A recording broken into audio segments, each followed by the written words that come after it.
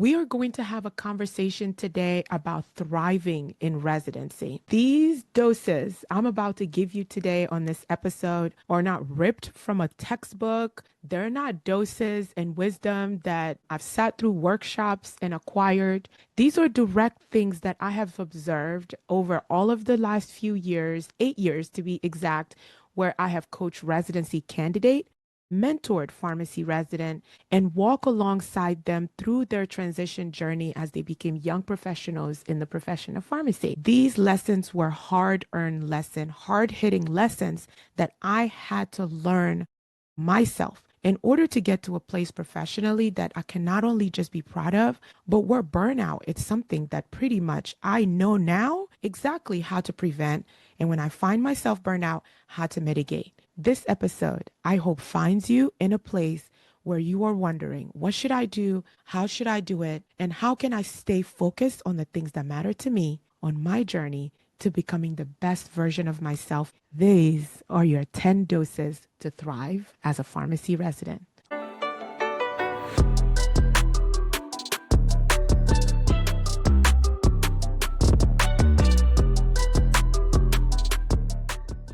Hello, everyone. Welcome back to Success in Doses. I am your host, Saley. I am so excited to be here and getting you started on your Monday morning today with a high impact, high doses, 10 big things that I have learned by being in the trenches directly, by being the resident that didn't get through residency and feeling confident and feeling like I'm killing it. No, no, no.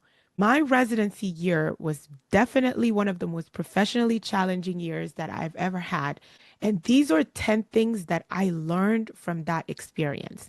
And I'm so excited to have you here listening with me today so we can go through guide by guide what you should be looking out for this early in residency to teach you about the environment you're in and how you can make sure you're coming up with a game plan to make sure no matter where you are, no matter what those circumstances are, you are going to get through this year and not just survive it, but also thrive. Before we get started, you know where I'm going. I need your help in making this podcast discoverable and making this podcast and the things we talk about right here something that all of the thousands of other young professionals around the country are having to figure out on their own. To do that, I need you to rate and review the podcast. Whether you're listening to me on Spotify or on Apple Podcast or wherever you may be listening on YouTube, we are discoverable everywhere. But I need more people to know about what I'm doing here and how I am mission driven to help every single young professional navigate these transition seasons of their career more confidently and with less isolation and anxiety that comes from the uncertainty. So go ahead right now and smash a like button, subscribe to this channel, but also if you're listening on Apple and Spotify, go ahead and hit the like button, give us 5 stars, and tell us what you love about the show. So let's get started. Residency start date. I could still remember my first day of residency. I remember fixating on things like, what is the first thing I'm going to wear on my first day? How am I going to get my hair done? Do I want to come in with braids? Am I going to get weaves sewn? Am I going to get just come in with my natural hair and my puffs out? I fixated on every little bit of how I would be perceived on day one. What would be my introduction? I remember practicing my elevator pitch. Or did I just want to go in and come in and hit them with that high energy Saley that I know is the brand and authentically who I am? But I remember going through the motions and thinking about how do I want to be perceived and what is the tone that I would like to set with these brand new 6 other people that I was going to meet that day that I would share office with for the next year. And then I remember another mask that I was working on, and that is the mask that I would show to the preceptors, to the RPDs.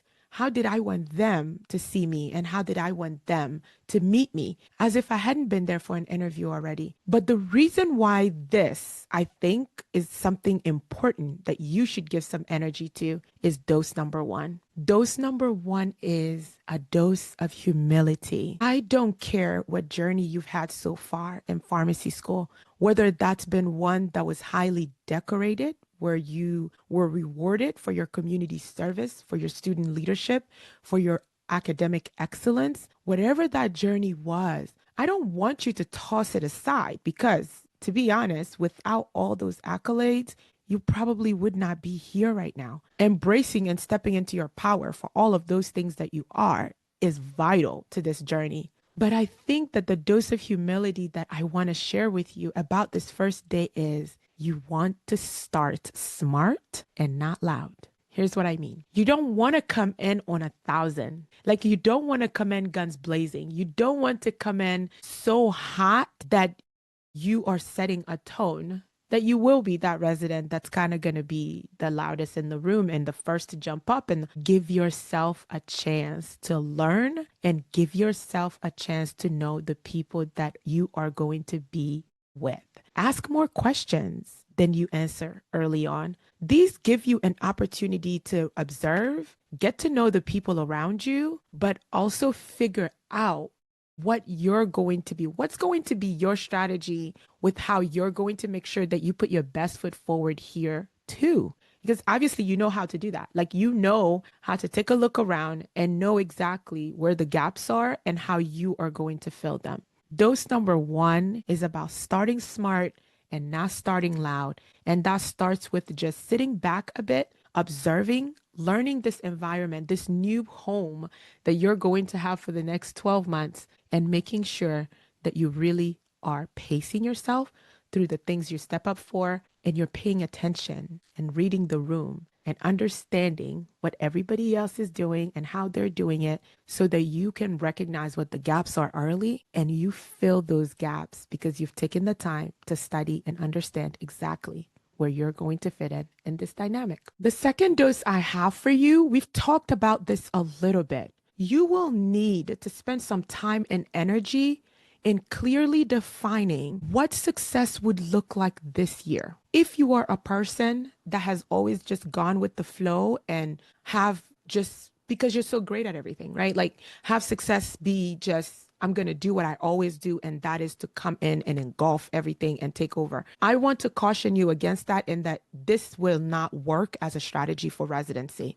It's going to result to you being burnt out and feeling very resentful, and you'll have no one to blame for that, except for the fact that you didn't set clarity of what success would mean to you in the first place, right? I've talked about this already, and defining what success means to you. Everybody is not interested in a PGY2. Everybody's not. For some people, they'll transition from residency immediately to a fellowship because they know all along, like, they really did one that in the trenches clinical experience before transitioning to a fellowship. For others, they'll complete a residency, work for a year, and return and come back and do a PGY2. That is actually their strategic plan. But what would success look like here? Do you have ambitions of publication? Do you have ambitions of a secondary degree, maybe data analytics or something like that? So that forces you to look out and ask questions about what are the opportunities that exist here that could help lay the foundation for whatever you are choosing to do next. But I think that separating your year into quarters and really separating your goals and saying, quarter one, my focus is licensure, making sure I am licensed by way before the threshold. Quarter two, my goal is going to be integrating myself and learning how to develop and really integrate myself into the teams, developing my communication skill, my cross-functional collaboration skills. I think that actually making these skills measurable things and having deadline on the things you want to accomplish. I want to isolate and identify my topic discussion before the end of this month. I want to know exactly what my research projects are going to be. Do I want to work on a clinical research project, or do I want to work on a quality assurance and a quality improvement project? If you haven't taken the time to really sit down and figure out what success actually means to you these next 12 months, I am so sorry to deliver this to you. You are going to miss your mark, because it really just means that you are in it waiting for your RPD to set the tone for the year you're going to have. That is not your RPD's job. Your RPD promised you a personalized learning experience, a year that is going to push you out of your comfort zone, a year that is going to expose you to a lot of different learning opportunities and experiences. In return, if you are here to really maximize every learning opportunity you are going to have this year, your job is to come to your RPD with a strategic plan and goals that you want to accomplish so that your rotation schedule are personalized to help further that plan. Your RPD, any great RPD, will respect you for taking the time to do this, but also it allows them to guess less. It allows them to understand where the gaps are. If maybe they need to reach out to external entities to facilitate a rotation for you. By sitting down with the RPD and going through what your strategic plans are, the rotations you want to have before mid-year so that you are interviewing for certain positions and interviewing for certain opportunities more confidently because you've been exposed to them ahead of time. This is going to be a game changer, and it is one of the most overlooked steps for everyone coming in. I actually know some programs around the country that will host workshops for their residents to go through a career strategic planning. I think that these are some of the things that will completely make a huge difference in every resident's experience, because coming into a program and being asked to sit down and think about what you want to get out of this year and think about critically what your next steps would be, nothing can help you have clarity of purpose more than that. It's completely okay if you don't know that it's going to be a PGY2 and you don't know it's going to be a fellowship and you don't know it's going to be practiced in PGY2. If you are just here because you are interested in becoming a great pharmacist, if you are just here because you are interested in not harming anyone, guess what? We love that you're doing a residency. We love that you are still out there. People who are getting into residency for the sole purpose of becoming the best pharmacist that this profession can ever have. But your RPD needs to know that, because when they know that, they not only stay on the lookout for opportunities that can expose you to new things and open your mind and eyes to new things and new ways of being exactly that, but they can structure your rotation and put you with preceptors that they know are excellent at helping guide and mentor and help transition you into this new chapter of your professional career. So let me tell you this, the clarity and the dose of clarity that I'm giving you here is that you have got to define early for yourself what success looks like. At the end of this 12 months, these are the things that I want to see for myself to be able to say that I was successful here. Dose number 3 is about the community dose. Find your people. Find your people in residency, but also outside of residency. Things keep coming back here full circle. We've talked about your board of directors and the fact that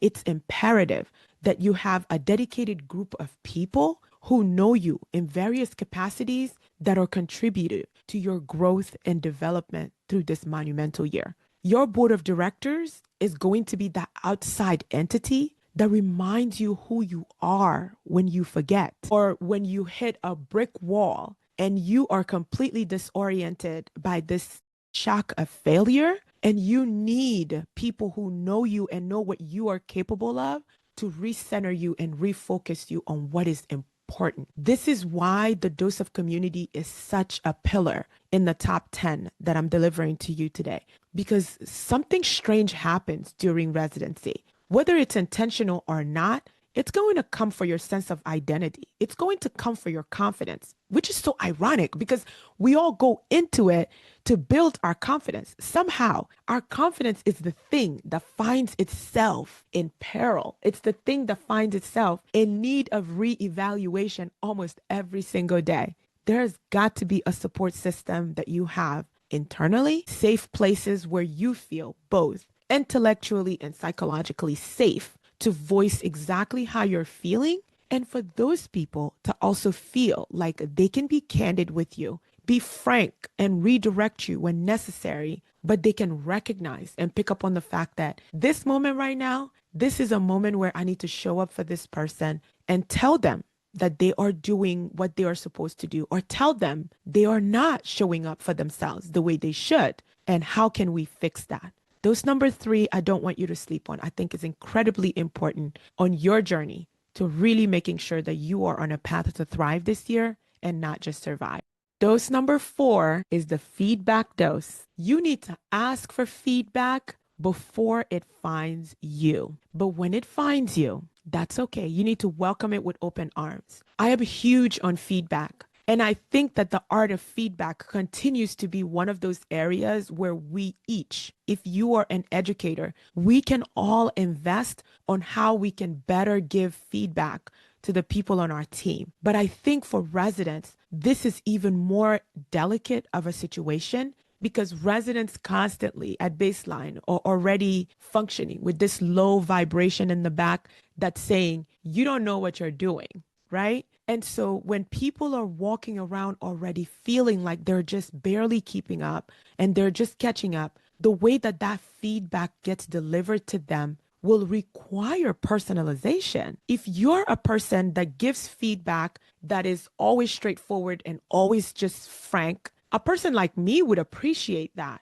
I don't need the feedback to be delivered in a nice way for me to hear it because I always go into feedback situation completely emotionally disconnected from it. But that is a place I had to get to. I don't think that as a resident, I had that level of maturity yet professionally to be able to receive direct and frank feedback and not have an emotional response to that, especially because I'm so big on how things get delivered to me. The way people speak to me really and truly is something that makes a difference in the way a conversation would unfold. But again, professional maturity has made that a little less important, where I know that during conversations, I can really focus in on what do I want to accomplish during this encounter? What do I want this conversation to yield? Right? Before we even get together, I know what I am trying to accomplish with this conversation. And so therefore, no matter how the conversation is going, or even if it completely goes off the rails, I know how to redirect us because I am going to ask you questions in a manner that forces you to critically evaluate the feedback you're giving me so that I can turn them into actionable item. But again, that is a place that I got to. That is something that I worked on aggressively to make better. But when you are at this early stage in your professional career, you're probably coming from an environment where professors believed in you. They knew your potential. You came from an environment where people encouraged you, they empowered you to do more, to go for all of it. And then you find yourself in an environment where no matter how hard you push and no matter how fast you go, it's never enough. Or you feel that way anyway, right? I speak for myself. You feel that way. You genuinely, deeply start to feel like it doesn't matter how hard I push and how far I go. I just feel like I'm not making any progress. And the feedback supports this. The feedback tells you that you're not getting anywhere. You're not going as fast as you could, as hard as you could, right? What I want to tell you about that is please keep in mind this one thing. If you keep this in mind when people are giving you feedback, I promise you that it becomes a little easier to accept. People who do not care about your progression and people who do not care about your success will never give you feedback. Full stop. People who couldn't care less if you did it well, if you did it mediocre, if you did it exceptionally well, if they are indifferent about what you're doing and how you do it, they see this as a transactional thing. You are here as a resident, you're going to spend the next 5 weeks in their practice site or their functional area, and they're going to make sure that they can speak to something that you did. And that is all it is for them. They're going to tell you that you're doing great, that you're wonderful, you were exceptional, they're not going to have anything for you. I want to challenge you that when you find yourself in this situation, if you want to make this year count, you need to ask for feedback in a very specific manner. Force them to tell you one thing that they observe that you could have done differently. Because when you deliver the question that I could have done better, then it forces the person giving you feedback to think of negative things. Negative things. Better means that there's a superior method of doing it. But when you ask for feedback and say, how could I have done this differently? What are alternative ways I could have done this? What are alternative ways that you've seen residents get through said project? successfully, efficiently, more effectively, right? When you pose that question to the person giving you feedback, it does something in the way we hear that question where we suddenly don't have a negative connotation to whatever we're going to deliver. We are thinking differently. Sure, maybe literature review could come before that first meeting because it would have given us more to discuss in a targeted manner. They think about the journey they've had with you and think about all of the points in which they walked away from meeting with you or having a patient discussion or topic discussion. And they think that could have gone differently. Maybe more productive meeting could have taken place if this one little thing had happened, and they'll give you that. And that's what you want. So when I say, really, ask for feedback before it finds you, that's what I'm saying. I'm saying that feedback should not feel like a surprise attack, a sneak attack. It shouldn't feel like that. Feedback should really feel like I am here to find out what could have happened differently in these various situations so that this experience could have been even more fruitful. But this experience is behind me now. The questions you're asking are about the journey ahead. How could you do something differently for the rotations that are coming, for the project collaborations that are coming, for the presentations that are coming down the line? How and what could you have done differently? That's the power of that question. And I want to encourage you to really, really ask for specifics. Okay? Let's not get vague with feedback. Don't accept that. Set the tone when they say something like, you could have done X better. How? Right? Put them on the spot. How? How could I have done that differently? How could that have been better? How could I have arranged this slide to be less busy? My goal with this slide was to make it a graphic for the visual learners and then walk them through what they are looking at. But I spent a lot of time on it. How can I make this slide better where it meets the needs of a visual learners, but I'm also not spending so much of my allotted time for presentation on it? When you sit through feedback that way and you guide the person giving you feedback with questions like that, you start to find out that you move differently. And also people look forward to sitting down with you, and they know now that they need to prepare because you come prepare and receive that feedback with grace and then adjust. That's dose number 4. Dose number 5. This is the dose of compassion. This is not compassion for your co-residents, for the patient. That's not what I'm talking about. I'm talking about having a dose of compassion for yourself. Residency will humble you in a way you never even imagined possible, because some of the things that you've been told your entire academic career that you are exceptional at, you'll find yourself finding out that you're average in this. Let's not even talk about the way in which NAPLEX and MPJE can also humble you. But this is the season where you need to just not bond with certain things, because you are on a long road where things are going to happen and you need to learn how to show up for yourself. The external support system is important. I advocate for it a lot, but I am talking about the way you talk to yourself and the way you see yourself and the way you have conversations with yourself about your performance and how you are doing during this year. Because to think that you're going to have a residency year where you're never going to question yourself, you're in the wrong place. I hate to break it to you. You're in the wrong place. You'll have questions. You'll get asked questions that you don't know. You'll question your own competence. But you have to learn to show up for yourself and be kind to yourself in those moments where you start to just feel like it's getting very wobbly right now. I can't even tell where I'm going and how I'm doing. This is where grace over perfection will prevail. Always learn to give yourself grace and stop chasing perfection. Really, really break up with this idea that it has got to be perfect. The imperfection in this journey is where your growth is.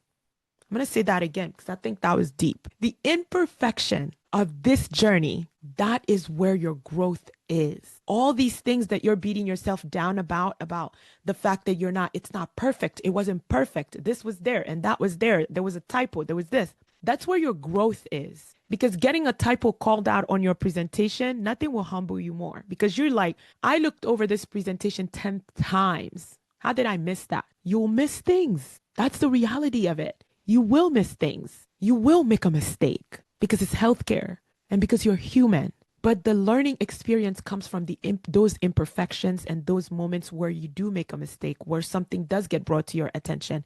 And in that moment, you need to give yourself more grace than beating yourself up about the fact that it wasn't perfect. Despite the fact that you were working for perfection, it wasn't. And that's okay. Because now you've learned that going through a presentation yourself 10 times may not suffice, but getting someone else with fresh eyes to look at it from a person who didn't type it up, who didn't format it, they see things you will never be able to see. So get in the habit of disconnecting with your work and allowing people to see and give feedback, but also disconnect with the fact that perfection is something that you need to be chasing at all times. It doesn't make you complacent to not chase perfection. It doesn't. That's a fallacy that's also out there. No, it doesn't make you complacent at all. It just means that you have a healthy relationship with your ambitions. You understand that the mistakes, the uncomfortable spaces, that's where your growth is. And so working super hard to not be in the uncomfortable spaces and not find yourself out of your depth, it could actually cripple your growth. It could actually cripple your success and the rate at which you accomplish, right?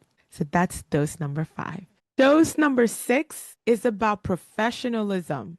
This is the dose of professionalism. We cannot have this list without professionalism making an appearance. And that is because it absolutely matters, right? You should have a standard of professionalism that you set for yourself and how you guide and move your tone, your timing. Oh God, your emails, right? We've had an entire episode where Dr. Amanda DiMarzo gave us a great outline about the importance of emails. Go check out that episode if you don't know what I'm talking about. But your emails, they all matter because you're sending people a message about you, about what they can expect from you. And so the level of professionalism with which you carry yourself, with which you execute, with which you respond to people, right? It all matters. And in this situation and in this game, every little thing and every little opportunity you have to make an impression, a good impression, is time that you should not squander. And it's a skill and a thing that is worth investing in and perfecting. What I want to tell you is like, yes, professionalism, this, professionalism, that, professionalism still matters because these are all of the things that set the tone around how people engage with you. And it sends a message about what they can expect when they're dealing with you and engaging with you, whether you're timely or not, whether your tone is appropriate or not. The emails, you read them and they're not riddled with typos and people are reading it and just like, a little bit of thought into this message would have been great because it's a sign of respect to the person that you're sending the message to. Okay. That is all I'm going to give you on professionalism. I'm not going to beat this one to death. Dose number 7 is the initiative dose. You need to be a problem solver. You know how dose number 1 was about starting smart and not loud, about sitting back in a room and watching the dynamic of the new place and learning? Who are the influencers of the office, right? Who are the people that know things that can say both yes and no? These are the people that you want to have proximity to because when problems come up, you want to be able to know about what challenges there are and how can you step in. Being the problem solver means that you see a gap and immediately you got an idea, right? Leadership in residency, this is where it comes from.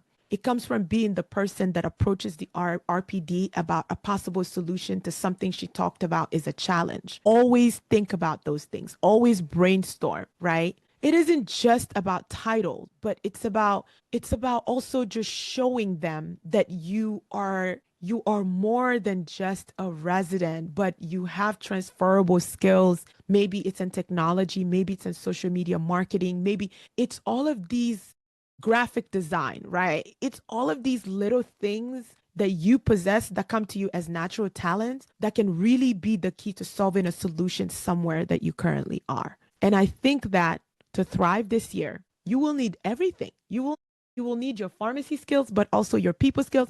You need to bring all of you to this year. And I think the initiative dose is really just about the fact that you are a person that pays attention to what's going on around you, and you can recognize when there's a little bit of crack in the space there for you to step in and fill a gap. And that's what the initiative dose does, because it gives you visibility in the program as the person who's constantly thinking about new ways and other ways to improve anything that comes up as a problem. Dose number 8 is about perspective. You need to gain perspective. Not every rotation you are going to have during your residency year is going to light you up. It's just not. Some of these rotations, you are going to struggle getting out of bed to go because it's work you don't find rewarding. It's work you don't really see value in. It's work that doesn't really light your spirit up. You think this is just very going through the motion, right? It could also be that it's the environment that it's in. Maybe it's high stress and that's really not your thing. And you're not really about that. But preparing yourself mentally for the fact that not every rotation is going to be passionate, intense. It's not going to feel like a new relationship in your life where everything is just so exciting. You're excited to get up and go every day.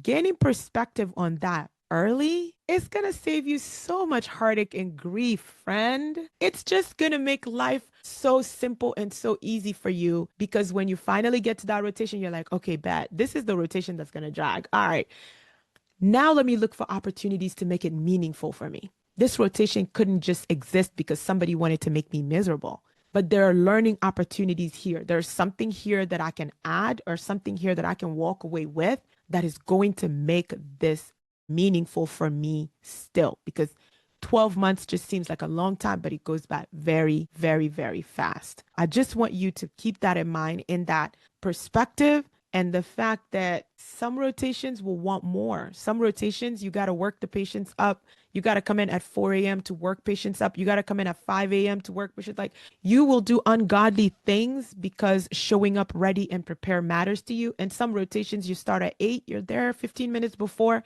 and your day goes on without a hitch, and you leave right at 4. And other days you got there at 5, it's 6, 7, 8 p.m., you're still here. So just prepare yourself mentally that different rotations will require different things, and you are prepared to adjust and meet those challenges wherever they come from. Dose number 9 is about the routine dose. I feel like this episode is just a full circle moment that we are having, and a recap of so many other topics we've talked about here already. Find something steady in the chaos. This is dose number 9.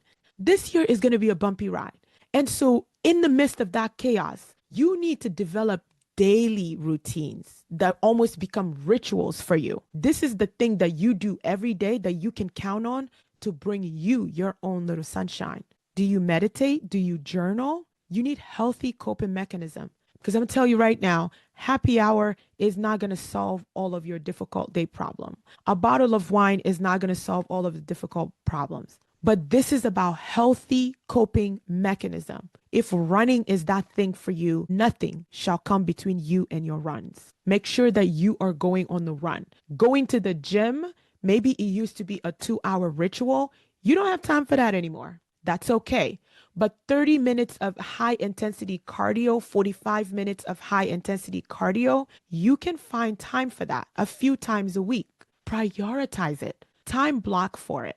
But I think it's very important that we talk about routines and how messy residency can get. And you find yourself just having residency dictate how your day goes, how good of a day you have, how bad of a day you have. And I don't want you to relinquish your power that way. I want you to really understand that routines are some of the most powerful things that you can do to still give yourself, remind yourself of the power you wield and the fact that you are still in control and can do a lot of things for yourself that will help with the way you show up as a resident and the way you contribute as a resident and the way your patients see you, the nurses engage with you, the providers collaborate with you. So don't underestimate and minimize those small little things that are healthy that you're doing for yourself to make sure that you still maintain part of your identity, and the who you are piece of it is never changed. It's not changed so dramatically that you can't even recognize the person that you are. That's where I'm going with dose 9. Dose number 10 is a reflection dose. My friends, You have got to document on your growth. You have got to document on this journey. If you are not journaling, that's okay. Some people, I just learned recently that a new thing out there is people are sending themselves emails about their day, where at the end of each day, they draft an email recounting three things: what went well today, what I wanted to work on today that I actually got done, a high for their day, and what could have gone differently. Notice that I'm saying differently, I'm not saying better. Connotation that we espouse to things matter. What could have gone differently, and then what they are looking forward to for the next day of work, and closing that email out with two goals. What are two goals for the next day? And they email that to themselves. And what happens is when they come into the office that next day, in the sea of emails that they read, they get to read their recap of their previous day and the goals they had for themselves for that day. And people are really talking about how this has turned into such an amazing tool for their mental health and their mood, but also it's serving as a great point of reflection that they're finding themselves being very consistent with, and picking a cadence, whether you're doing it weekly, whether you're doing it every couple of days or every day. But if you're just starting out, a weekly reflection could be a really great thing to sit down and recap your week for what went well, what you look forward to doing the following week, and what are your goals, measurable and obtainable things that you want to cross the finish line for the upcoming week. The other thing about why reflection is so important, reflection has been one of the most effective tools in my toolbox of combating imposter syndrome. Allowing myself to put my thoughts down in an objective manner about how I feel, about how the day went, about how I feel